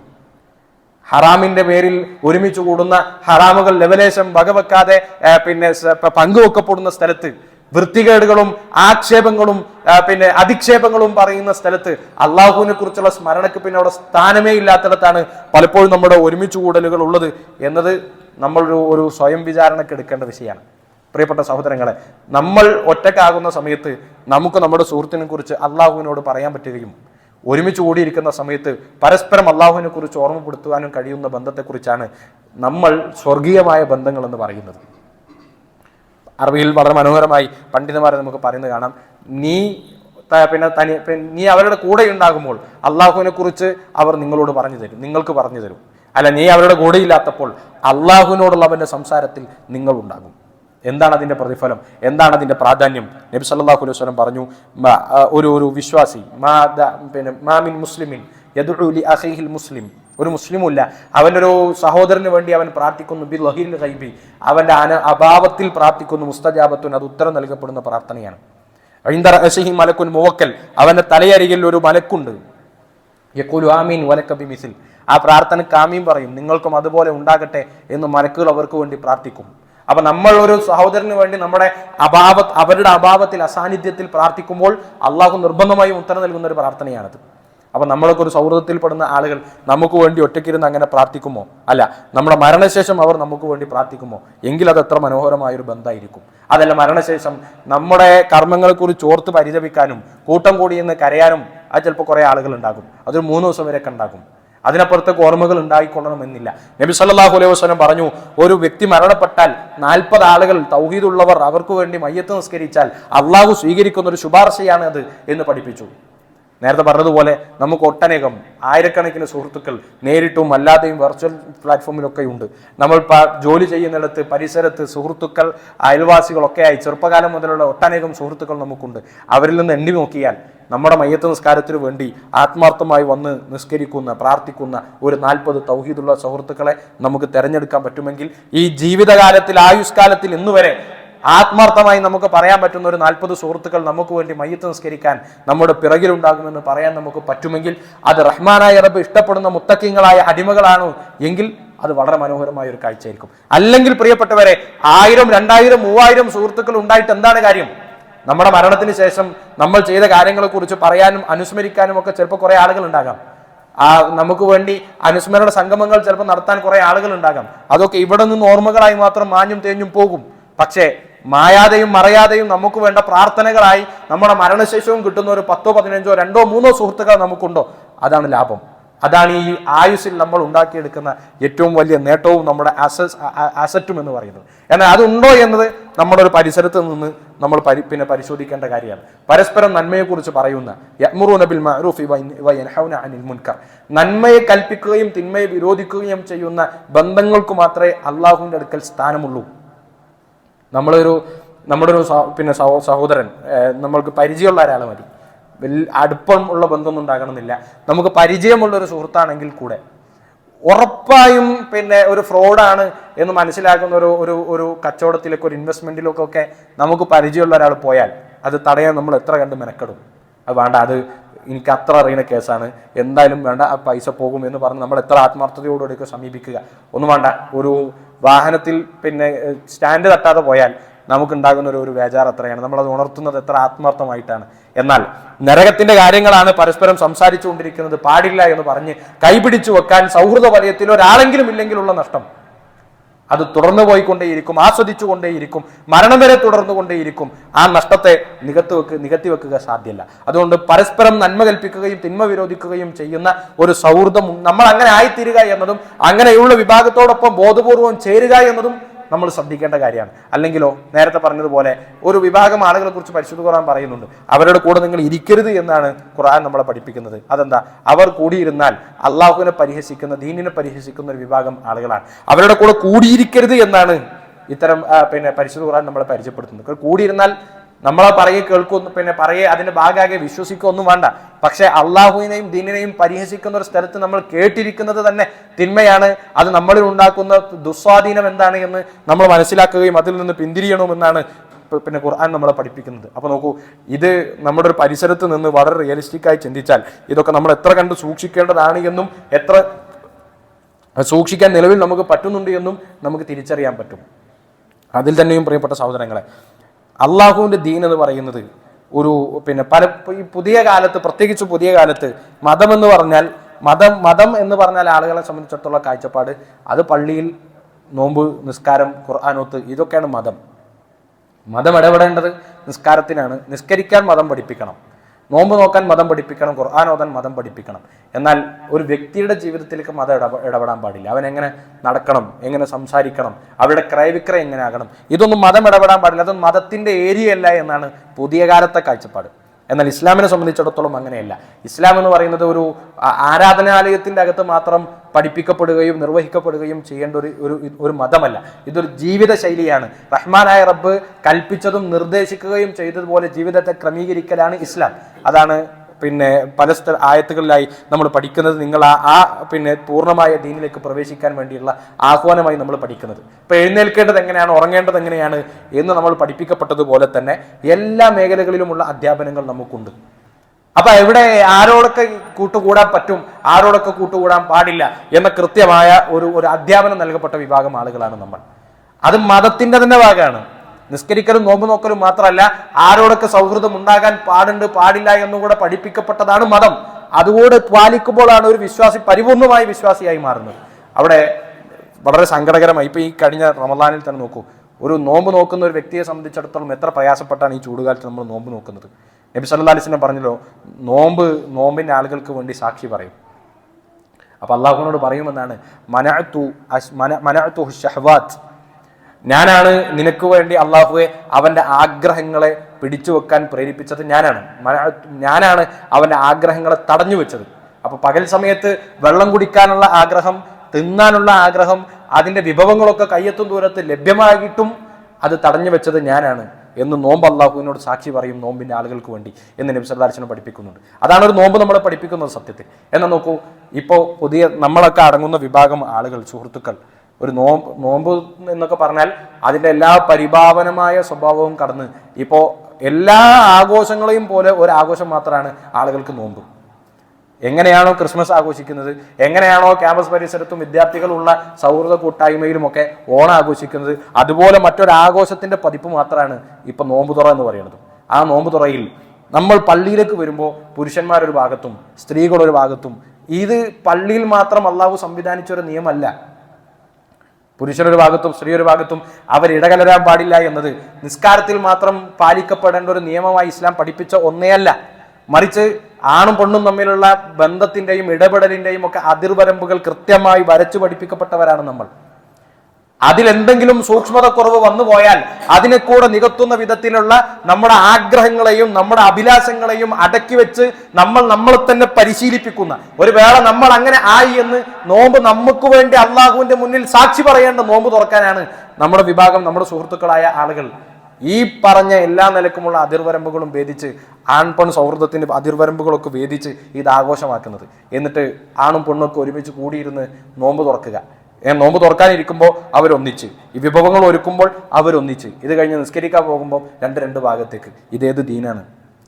ഇതേത് അടിസ്ഥാനത്തിൽ പഠിപ്പിക്കപ്പെട്ട ദീനാണ്? നിസ്കരിക്കുമ്പോൾ മാത്രം രണ്ട് ഭാഗത്തേക്ക് പോകാൻ പഠിപ്പിക്കപ്പെട്ട ഒരു മതമല്ലല്ലോ, അങ്ങനെ ഒരു അനുഷ്ഠാനം ഇല്ലല്ലോ.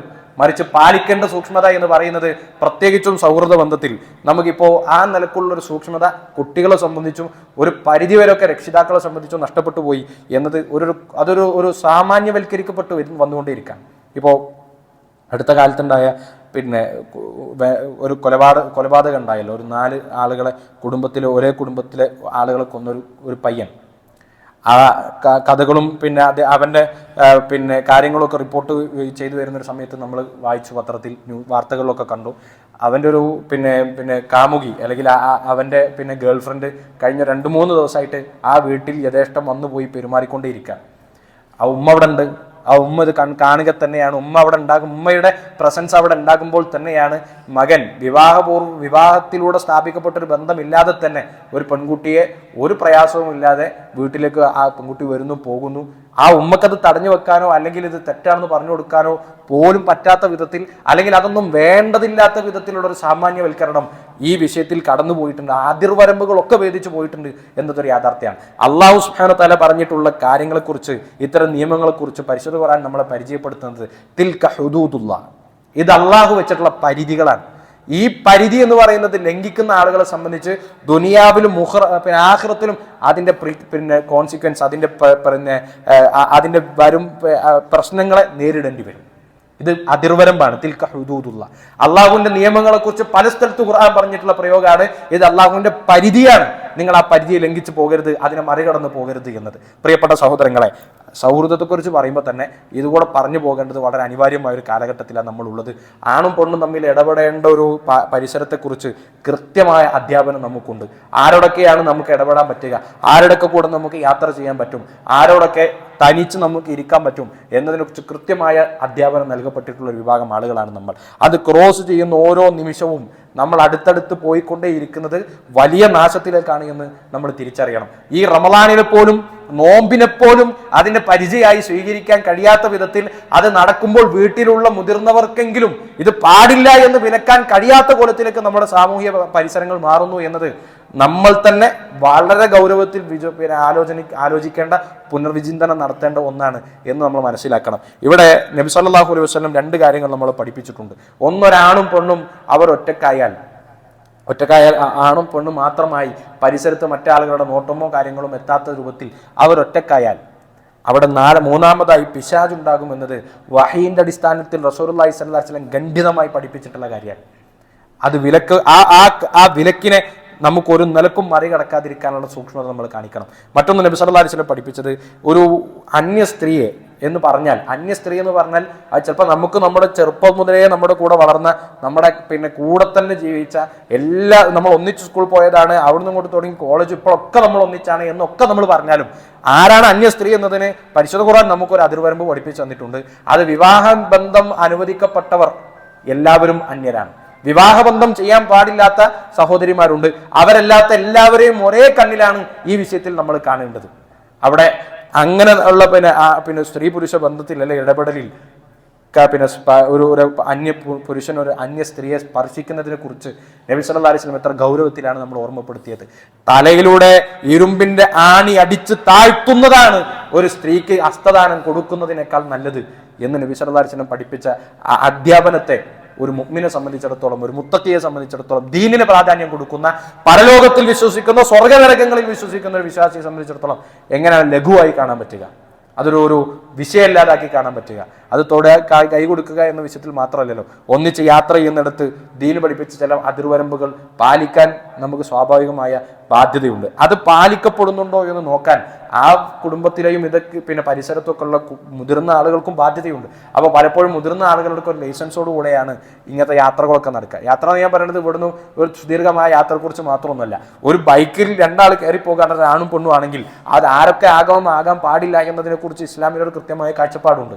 ബന്ധങ്ങളിൽ ആർക്കൊക്കെ ഈ രൂപത്തിൽ ആകാൻ പാടില്ല എന്ന് കൃത്യമായ കാഴ്ചപ്പാടുണ്ട്.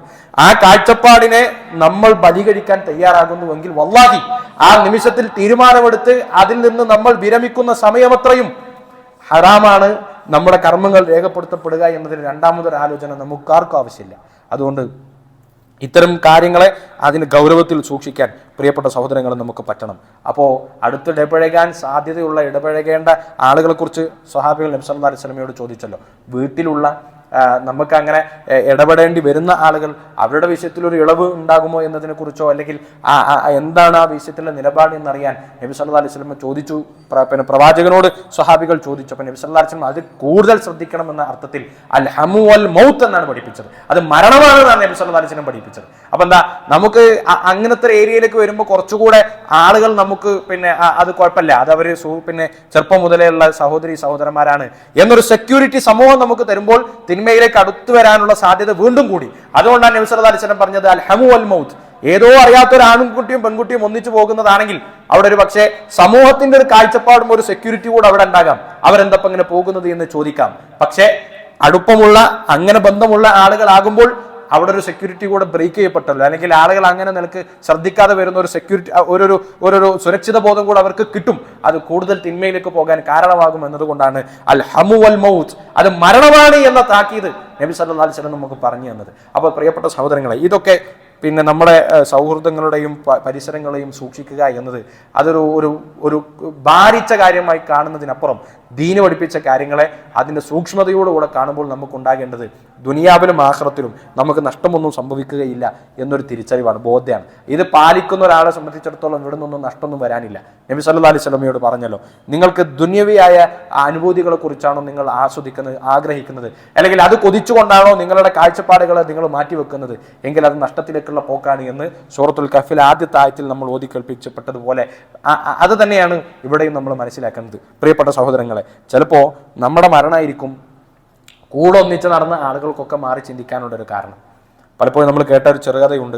പിന്നെ മരണപ്പെട്ടു പോയ സുഹൃത്ത് അവനവൻ്റെ പിന്നെ ഖബറിലെ വിചാരണ വേളയിൽ അല്ലെങ്കിൽ പരലോകത്തെ വിചാരണ വേളയിൽ നരകാവകാശികളായി അവൻ മനസ്സിൽ കാണുന്ന അവൻ്റെ സുഹൃത്തുക്കളുണ്ട്. ഒന്നിച്ച് എല്ലാ തോന്നിവാസങ്ങൾക്കും ഉണ്ടായ, ഷെയർ ചെയ്തു കൊടുത്ത, യാത്ര ഒന്നിച്ചു പോയ, പരസ്പരം സംസാരത്തിലും മറ്റുമൊക്കെ ഹറാമും അരുതായ്മകളുമൊക്കെ മാസിയത്തുകളും തിന്മകളുമൊക്കെ പരസ്പരം ഷെയർ ചെയ്ത് കണ്ട് ആസ്വദിച്ചു പോയ സൗഹൃദത്തിലുള്ളവർ അവരൊക്കെ നരകത്തിലേക്ക് പോകുമ്പോൾ എൻ്റെ കൂടെ എന്തേ ഇല്ലാത്തത് എന്ന് മലക്കുകളോട് ചോദിക്കുമ്പോൾ തികച്ചും സാങ്കല്പികമായ കഥ, പക്ഷെ നമുക്ക് അതിൽ നിന്ന് ഒരുപാട് ഗുണപാഠങ്ങൾ ഉൾക്കൊള്ളാനുണ്ട്. അപ്പോൾ അവർ ചോദിക്കുകയാണ്, ഞാൻ പിന്നെ ഈ തിന്മയൊക്കെ ഏറ്റുവാങ്ങി നരകത്തിലേക്ക് പോകുമ്പോൾ ഇതൊക്കെ എന്നെ പ്രേരിപ്പിച്ചതിൻ്റെയൊക്കെ കൂടെ ലീഡേഴ്സായി നിന്ന എൻ്റെ ചുറ്റിലുണ്ടായിരുന്ന കുറച്ച് കൂട്ടുകാർ കൂടെ ഉണ്ടല്ലോ, അവരെവിടെയെന്ന് ചോദിക്കുമ്പോൾ മലക്ക് അവരോട് പറയുമെന്നാണ്, നിന്റെ മരണം അവർക്കൊക്കെ ഒരു വഴിത്തിരിവായിരുന്നു, നിന്നെ ഖബറിൽ വെച്ച് മടങ്ങുന്നതോടുകൂടെ അവരതൊക്കെ ഉപേക്ഷിച്ചു വന്നു എന്ന് മലക്കുകൾ അവരോട് മറുപടി പറയുമെന്നാണ്. തികച്ചും സാങ്കല്പികമാണെങ്കിൽ കൂടെ നമ്മളൊന്ന് ചിന്തിച്ചു നോക്കൂ. നമ്മുടെ ചുറ്റും നിൽക്കുന്ന ആളുകളൊക്കെ ഇപ്പോൾ നമുക്കുള്ളൊരു ധൈര്യം എന്ന് പറയുന്നത് തന്നെ പലപ്പോഴും നമുക്ക് തോന്നാറുണ്ട്, ചില വികൃതി കാണിക്കുന്ന ഇങ്ങനത്തെ കാര്യങ്ങളൊക്കെ ഭയങ്കര അശ്രദ്ധയായി, അല്ലെങ്കിൽ ഇതൊക്കെ ഭയങ്കര പിന്നെ അഭിമാനമായി, അതും കടന്ന് ഇതൊക്കെ പൗരുഷമാണ്, ഇതൊക്കെ വലിയ ഹീറോയിസമാണ് എന്ന് കരുതി ചെയ്യുന്ന കൂട്ടുകാരെ നമ്മൾ ഒറ്റക്കൊന്ന് വിളിച്ചു ചോദിച്ചാൽ അവർ ഭയങ്കര പാവങ്ങളായിരിക്കും. ഒറ്റക്കൊറ്റക്ക് വിളിച്ചാൽ എല്ലാവരും പാവങ്ങളായിരിക്കും. അവരൊന്നും ഇതിൻ്റെ പിന്നെ വക്താക്കളെയാണെന്ന് തോന്നാത്ത വിധത്തിലായിരിക്കും അവർ നമ്മളോട് സംസാരിക്കുക. കൂട്ടം കൂടുമ്പോൾ നമുക്ക് കിട്ടുന്ന ഒരു എനർജിയാണ് പലപ്പോഴും ആടാനും തിമിർക്കാനും എല്ലാ പരിധികളും ഭേദിച്ച് സംസാരിക്കാനും വൃത്തികേടുകൾ പറയാനും വൃത്തികേടുകൾ ഷെയർ ചെയ്യാനും ഒക്കെ നമ്മളെ പ്രേരിപ്പിക്കുക. നന്മയിൽ നിന്നേക്ക് നമ്മൾ മുന്നോട്ട് കാലുകൾ എടുത്തു വെക്കുമ്പോൾ നമ്മളെ പിന്നോട്ട് വലിക്കുന്ന ഘടകം ഒരു കൂട്ടായി എന്നുള്ള നമ്മുടെ ഒരു ശക്തിയാണ്. നമ്മളെല്ലാവരും കൂടെ നിൽക്കുമ്പോൾ പിന്നെ നീ എന്തിനാ സ്കരിക്കാൻ പോകുന്നത് എന്നായിരിക്കും ചോദിക്കുക. നമുക്ക് എല്ലാവർക്കും അടിച്ചു പൊളിക്കാൻ അവസരം ഉണ്ടാകുമ്പോൾ നീ മാത്രം എന്തായാലും മുത്തക്കി എന്നായിരിക്കും ചോദിക്കുക. അങ്ങനെ ചോദിച്ചവരൊക്കെ ഒരു പക്ഷെ നമ്മുടെ മരണത്തോടു കൂടെ ചിലപ്പോൾ നന്നായി എന്ന് വരാം. അതുകൊണ്ട് അതിനും അപ്പുറത്ത് നമ്മൾ മനസ്സിലാക്കേണ്ട ഒരു കാര്യം, ഇവരെല്ലാവരും പിന്നെ ഉണ്ട് എന്ന ഒരു സംഗമനം, നമ്മൾ ഒറ്റക്കാണ്, നമ്മൾ കൂട്ടായ്മയാണ്, നമ്മളെല്ലാവരും ഒറ്റക്കെട്ടാണ്, നമ്മൾ ഒന്നിച്ചാണ് എന്നൊക്കെ ഇപ്പോൾ നമുക്ക് തോന്നുന്നുവെങ്കിൽ ഇറക്കി വെക്കപ്പെടുന്ന ഖബറിൽ നമ്മളെല്ലാവരും ഒറ്റക്കാണ് എന്ന ബോധ്യം നമുക്കുണ്ടാകേണ്ടത്. അവിടെ പരസ്പരം പരിചാരാനോ പരസ്പരം സഹായിക്കാനോ ഒരാളും ഇല്ലാത്ത ലോകമാണ് എന്നാണ് നമ്മുടെ ഓർമ്മയിൽ ഉണ്ടാകേണ്ടത്. മഹാനായ സഅദ് ബിൻ മുആദ് റളിയല്ലാഹു അൻഹുവിന്റെ ചരിത്രം പലപ്പോഴും നമ്മൾ കേട്ടിട്ടുണ്ട്. ഒരു 5 വയസ്സ് മാത്രം പ്രായമാണ് മുസ്ലിമായ സഅദ് ബിൻ മുആദ് റളിയല്ലാഹു അൻഹുവിനുള്ളൂ. അദ്ദേഹത്തിന്റെ പ്രായം അതിനപ്പുറമുണ്ട്. പക്ഷെ മുസ്ലിമായ സഅദ് ബിൻ മുആദ് റളിയല്ലാഹു അൻഹുവിന്റെ പ്രായം 5 വയസ്സാണ്. ഇസ്ലാം സ്വീകരിച്ച് വെറും 5 വർഷം മാത്രമാണ് അദ്ദേഹം ഒരു മുസ്ലിമായി ജീവിച്ചത്. പക്ഷേ ആ 5 വർഷത്തെ ജീവിതത്തിന് പരിസമാപ്തി കുറിച്ച് സഅദ് ബിൻ മുആദ് റളിയല്ലാഹു അൻഹു ഖബറിൽ ഇറക്കി വെച്ചുകൊണ്ടാണ് നബി സല്ലല്ലാഹു അലൈഹി വസല്ലം പറഞ്ഞത്, അള്ളാഹുവിന്റെ അർശ് കുലുങ്ങുമാറ് സഅദ് റളിയല്ലാഹുവിന്റെ മരണം പ്രകമ്പനം കൊള്ളിച്ചിട്ടുണ്ട് എന്ന്. എന്നിട്ട് നബി സല്ലല്ലാഹു അലൈഹി വസല്ലം പറഞ്ഞു, ഇന്നലിൽ ഖബരി ലഗത്ത്, ഖബറിന് ഒരു ഇടുക്കലുണ്ട്. പിൻഭാഗങ്ങൾ എല്ലുകൾ പരസ്പരം കോറുമാറ് ഖബർ അതിന്റെ സ്വീകരണ വേളയിൽ എല്ലാ മനുഷ്യരെയും ഒരു ഇടുക്കൽ എടുക്കും. ലൗ നജാ മിൻഹ അഹദുൻ, ആ ഇടുക്കലിൽ നിന്ന് ആരെങ്കിലും ഒരാൾ രക്ഷപ്പെടുമായിരുന്നെങ്കിൽ ലനജാ സഅദ്, സഅദ് അതിൽ നിന്ന് രക്ഷപ്പെടുമായിരുന്നു. ആരും അതിൽ നിന്ന് ഒഴിവല്ല എന്ന് നബി സല്ലല്ലാഹു അലൈഹി വസല്ലം പഠിപ്പിച്ചു. പ്രിയപ്പെട്ട സഹോദരങ്ങളെ, അവിടെ നമ്മളെല്ലാവരും ഒറ്റക്കാണ്. അവിടെ നമ്മളെ സ്വീകരിക്കാൻ വരുന്ന ഒരു സുഹൃത്തിനെ കുറിച്ച് നബി സല്ലല്ലാഹു അലൈഹി വസല്ലം പറഞ്ഞിട്ടുണ്ട്. രണ്ട് രൂപത്തിലായിരിക്കും വരിക.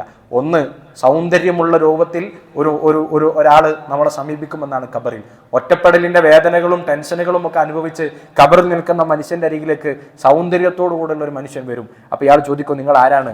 അന അമലുക്കുമുൽ ഖൈർ, ഞാൻ നിന്റെ സൽക്കർമ്മങ്ങളാണ് എന്ന് പറഞ്ഞ് ഖബറിൽ പിന്നെ വരവേൽക്കാൻ വേണ്ടി അള്ളാഹു സംവിധാനിക്കുമെന്നാണ്. നേരെ തിരിച്ചുകൊണ്ട് യാത്രയുടെ അന്ത്യയാമങ്ങളിലും കൂട്ടം കൂടിയതിന്റെ ഹരത്തിലും കൂട്ടായ്മയുടെ പിന്നെ ഒരു ബലത്തിലുമൊക്കെ നമ്മൾ ചെയ്തു പോയ കറുത്ത രേഖകളും കറുത്ത രംഗങ്ങളും പിന്നെ ഇരുളിന്റെ പിന്നെ കർമ്മങ്ങളും ഒക്കെയാണ് നമ്മുടെ രേഖകളിലുള്ളത് എങ്കിൽ ഭീമാകാരമായ സഹിക്കാൻ കഴിയാത്ത പേടിപ്പിക്കുന്ന ഒരു രൂപം നമ്മളെ സ്വീകരിക്കാൻ വേണ്ടി വരികയും ഇതാരാണ് എന്ന് ഭയത്തോടുകൂടെ ചോദിക്കുമ്പോൾ ഞാൻ നിന്റെ ദുഷ്പ്രവൃത്തികളാണ് എന്ന് ഖബറിൽ നിന്ന് മറുപടി നൽകുമെന്നും നബി സല്ലല്ലാഹു അലൈഹി വസല്ലം നമ്മളെ പഠിപ്പിക്കുന്നുണ്ട്. അതുകൊണ്ട് ഇറക്കി വെക്കപ്പെടുന്ന ഖബറിൽ നമ്മൾ ഒറ്റക്കാണ്. അവിടെ നമ്മളും നമ്മുടെ പ്രവർത്തനങ്ങളും മാത്രമേ ഉള്ളൂ. ആ പ്രവർത്തനങ്ങൾ വിചാരണ ചെയ്യപ്പെടുന്ന ലോകത്ത് നമ്മൾ പരസ്പരം പഴിചാരുകയാണ് ചെയ്യുക. അവനാണ് എന്നെ വഴിപിഴപ്പിച്ചത് എന്ന് നമ്മൾ പറയും, നമ്മളാണ് വഴിപിഴപ്പിച്ചവരെന്ന് പരസ്പരം പറയും. അങ്ങനെ പഴിചാരുന്ന ഒരു ലോകത്ത് ആരും ആരെയും തുണക്കുകയില്ല. അവിടെ തുണക്കും, അവിടെ പിന്നെ ഉപകാരപ്പെടും ഏത് ബന്ധം? അത് തഖ്വയുടെ അടിസ്ഥാനത്തിൽ ഉണ്ടാക്കി തീർത്ത ബന്ധം. അതാണ് ഇല്ലൽ മുത്തഖീൻ എന്ന് പരിശുദ്ധ ഖുർആൻ പറഞ്ഞത്. അതുകൊണ്ട് അള്ളാഹുവിന്റെ മാർഗത്തിൽ പരസ്പരം സ്നേഹിക്കുന്ന ഒരു കൂടി സൗഹൃദത്തെ ഉണ്ടാക്കിയെടുക്കാൻ വേണ്ടി നമ്മൾ പരിശ്രമിക്കുക. പരസ്പരം നന്മ കൽപ്പിക്കുവാനും തിന്മ വിരോധിക്കാനും പറ്റുന്ന ഒരു സ്പേസ് ഉണ്ടാക്കിയെടുക്കാൻ, സൗഹൃദത്തിൽ ബോധപൂർവം അത്തരമൊരു സ്പേസ് ഉണ്ടാക്കിയെടുക്കാൻ വേണ്ടി നമ്മൾ പരിശ്രമിക്കുക. എന്തിനെല്ലാം നമ്മൾ ഒന്നിച്ച് പ്ലാൻ ചെയ്ത് കാര്യങ്ങൾ തീരുമാനിക്കും. ഒരു റമളാൻ വരുമ്പോൾ നമുക്ക് ഒന്നിച്ച് തീരുമാനിക്കാൻ പറ്റുന്നത് റമളാനാണ്. നമ്മളെല്ലാവരും എവിടെയാണ് ഖിയാമുൽ ലൈൽ കൂടുക എന്ന് നമ്മൾ ഒരുമിച്ച് തീരുമാനിക്കണം.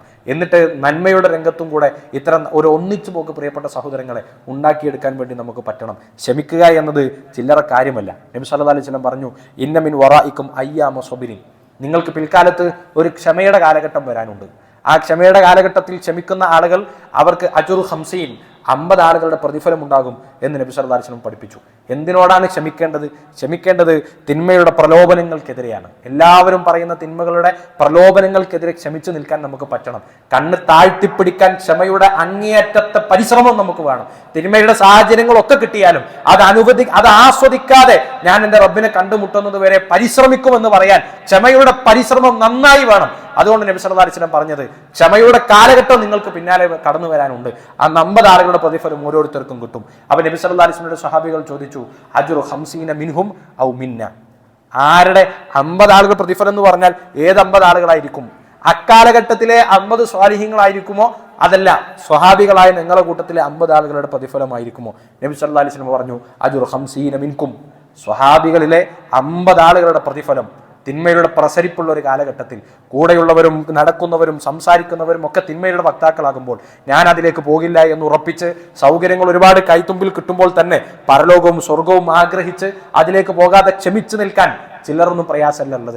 അങ്ങനെ ക്ഷമിച്ചു നിൽക്കുന്നവർക്കുള്ള പ്രതിഫലം സ്വഹാബികളിലെ 50 ആളുകളുടെ പ്രതിഫലമാണ് എന്നത് നമ്മളെ പ്രചോദിപ്പിക്കണം. തിന്മയ്ക്കെതിരായി നിലകൊള്ളാൻ ഇതെപ്പോഴും നമ്മളെ പ്രചോദിപ്പിക്കണം. അങ്ങനെ ഒരു നന്മയുടെ പരിസരത്തൂടെ മുന്നോട്ട് പോകാൻ പ്രിയപ്പെട്ട സഹോദരങ്ങളെ നമ്മൾ സ്വയമേ പരിശ്രമിക്കണം എന്ന് മാത്രം ഓർമ്മപ്പെടുത്തുകയാണ്. ഇന്ന് ഇപ്പം നമ്മൾ ലൈലത്തുൽ ഖദർ പ്രതീക്ഷിക്കുന്ന ഒരു സമയം കൂടെയാണ്. ഇന്നലത്തേക്കാൾ കൂടുതൽ സാധ്യത ഇന്നുണ്ട്, നാളത്തേക്കാൾ കൂടുതൽ സാധ്യത ഇന്നുണ്ട്. കാരണം ഇന്ന് ഒറ്റയിട്ട രാവാണ്. ഒറ്റയിട്ട രാവ് ഇരട്ട രാവിനുമൊക്കെ പ്രതീക്ഷിക്കേണ്ടതാണ് ലൈലത്തുൽ ഖദർ. എങ്കിൽ കൂടെ ഒറ്റയിട്ട രാവുകൾക്ക് കൂടുതൽ പ്രാമുഖ്യമുണ്ട് എന്ന് ഹദീസുകളൊക്കെ നമ്മൾ പഠിക്കുന്നത് കൊണ്ട് അങ്ങനെ കൂടുതൽ സാധ്യതയുള്ള ഒരു ദിവസത്തിൽ കൂടെയാണ് ഇന്ന് നമ്മളിവിടെ ഒരുമിച്ച് കൂടിയിട്ടുള്ളത്. അള്ളാഹു സുബ്ഹാനഹു വ തആല എല്ലാ പാപങ്ങളും പൊറുക്കപ്പെടുന്ന ലൈലത്തുൽ ഖദറിൻ്റെ ഭാഗ്യവാന്മാരുടെ കൂട്ടത്തിൽ നാം എല്ലാവരെയും ഉൾപ്പെടുത്തി അനുഗ്രഹിക്കുമാറാകട്ടെ. ഒരു ചെറിയ നന്മ തന്നെയും 53 വർഷത്തെ പ്രതിഫലം 83 വർഷത്തിനേക്കാൾ അപ്പുറത്തുള്ള പ്രതിഫലം രേഖപ്പെടുത്തപ്പെടുന്ന ഒരു സമയത്താണ് ലൈലത്തുൽ ഖദർ ഇതിനോട് യോജിച്ചു വന്നാൽ നമുക്ക് കിട്ടുക. ഒരു ആയത്ത് പാരായണം ചെയ്താൽ 10 പ്രതിഫലമാണെങ്കിൽ 83 വർഷം പാരായണം ചെയ്തതിൻ്റെ പ്രതിഫലമാണ് ഇന്ന് രാത്രി ലൈലത്തുൽ ഖദർ ആണെങ്കിൽ നമുക്ക് കിട്ടുക. അങ്ങനെ എല്ലാ കാര്യങ്ങളിലും, ഒരു തസ്ബീഹ് ആണെങ്കിലും അങ്ങനെ തന്നെ, ഒരു ഇസ്തിഗ്ഫാർ ആണെങ്കിലും അങ്ങനെ തന്നെ, ഒരു തൗബയാണെങ്കിലും അങ്ങനെ തന്നെ, എല്ലാ കാര്യങ്ങളും അങ്ങനെയുള്ളൊരു രാത്രിയിലാണ് ഇന്ന് ലൈലത്തുൽ ഖദർ യോജിച്ചു വന്നാൽ നമുക്കുണ്ടാവുക. അതുകൊണ്ട് എല്ലാ നന്മകളിലും ഉത്സാഹം കാണിക്കുക, ആത്മാർത്ഥമായി പ്രാർത്ഥിക്കുക, അള്ളാഹുവിനോട് നമ്മുടെ പാപങ്ങൾ ഏറ്റുപറഞ്ഞ് ഇസ്തിഗ്ഫാറും തൗബയും ചെയ്യുന്നതിന് ഒരു നിലക്കുമുള്ള മടി നമ്മൾ കാണിക്കാതിരിക്കുക.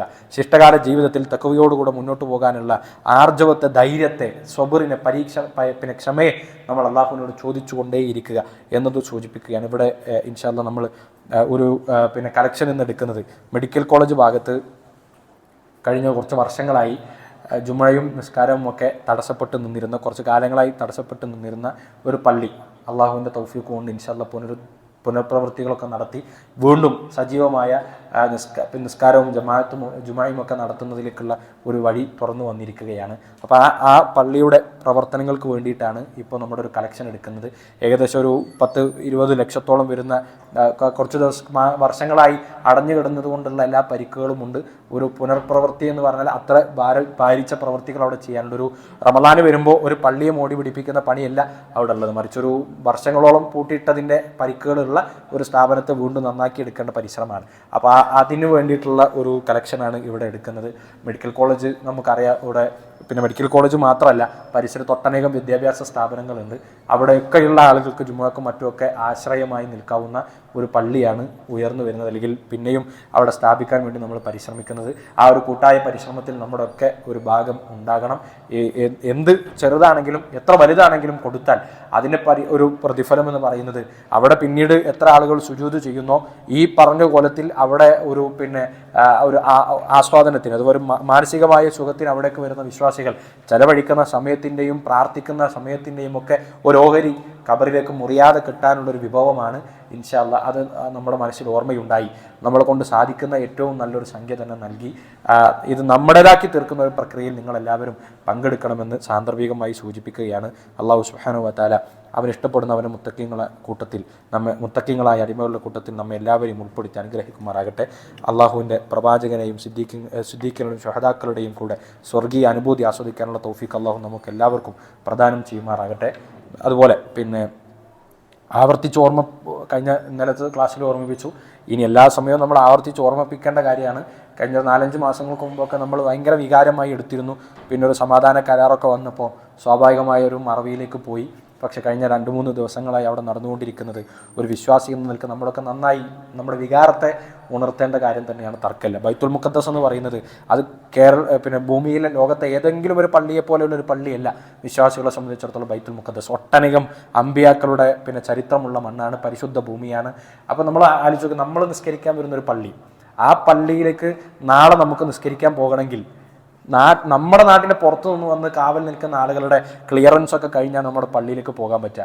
അവിടെ സുജൂദ് ചെയ്യുമ്പോൾ മതിലുകളിലൊക്കെ നമ്മുടെ വേണ്ടപ്പെട്ടവരുടെ രക്തം ചിതറിക്കിടക്കുന്ന ഒരു കാഴ്ച കണ്ട് അവിടെ സുജൂദ് ചെയ്യേണ്ടി വരുന്ന ഒരു തറാവീഹ് നിസ്കാരത്തിന് പോയാൽ ശത്രുവിൻ്റെ തോക്കിൻ്റെ മുനമ്പിൽ നിന്ന് നിസ്കാരം പൂർത്തിയാക്കി വരേണ്ട ഒരു ഗതികേട് ലോകത്തിലെ ഏതെങ്കിലും ഒരു പള്ളിക്കല്ല, പരിശുദ്ധമായ ഭൂമിയിലെ ബൈത്തുൽ മുഖദ്ദസിനാണ്. അതുകൊണ്ട് അത് ആ പ്രാദേശികമായ ആളുകളുടെ മാത്രം വികാരമോ പ്രശ്നമല്ല, അത് നമ്മുടെ ഒക്കെ പ്രശ്നമാണ്. അവിടെയുള്ള ഓരോരുത്തർക്കും വേണ്ടിയുള്ള നമ്മുടെ പ്രാർത്ഥനകൾ ഉണ്ടാകണം, ഒറ്റക്കും കൂട്ടായുള്ള പ്രാർത്ഥനകൾ ഉണ്ടാകണം എന്ന് പ്രത്യേകം ഓർമ്മപ്പെടുത്തുകയാണ്. അള്ളാഹു സുബ്ഹാനഹു വ തആല അവിടെ പ്രയാസപ്പെടുത്തുന്ന അള്ളാഹുവിൻ്റെ ശത്രുക്കളെ അള്ളാഹു എന്നിവർക്ക് തക്കതായ മറുപടിയും തിരിച്ചറിയും ഈ ലോകത്ത് നിന്ന് കൊടുക്കണം റഹ്മാനെ. അവിടെ പ്രയാസപ്പെടുന്ന മുഴുവൻ സഹോദരങ്ങളെയും നീ കാത്തു രക്ഷിക്കണം റഹ്മാനെ. അവിടെ രക്തസാക്ഷിത്വം വഹിച്ച ഞങ്ങളുടെ സഹോദരങ്ങളെ ഷഹാദത്ത് നീ സ്വീകരിക്കണം റഹ്മാനെ. ബൈത്തുൽ മുഖദ്ദസ് മുസ്ലിമീങ്ങളുടെ കൈകളിലേക്ക് സുരക്ഷിതമായി നൽകി ശുക്രിൻ്റെ സുജൂദുകൾ വിശ്വാസികൾ അവിടെ ചെയ്യുന്നത് കണ്ണിറയെ കാണാനുള്ള ഭാഗ്യം ഞങ്ങളുടെ ഒരായുസ്സിൽ നീ ഞങ്ങൾക്ക് നൽകി അനുഗ്രഹിക്കണം റഹ്മാനെ. ഞങ്ങളുടെ മുഴുവൻ പാപങ്ങളും നിൻ്റെ മഹത്തായ ഫദ്ല് കൊണ്ട് ഞങ്ങൾക്ക് നീ വിട്ടുപുറത്ത് മാപ്പാക്കി തരണ റഹ്മാനെ. ലൈലത്തുൽ ഖദർ ഈമാനോടെ ഇഹ്തിസാബോടെ നിന്ന് നിസ്കരിക്കുന്ന ഭാഗ്യവാന്മാരുടെ കൂട്ടത്തിൽ നീ ഞങ്ങളെല്ലാവരെയും ഉൾപ്പെടുത്തി അനുഗ്രഹിക്കണം റഹ്മാനെ.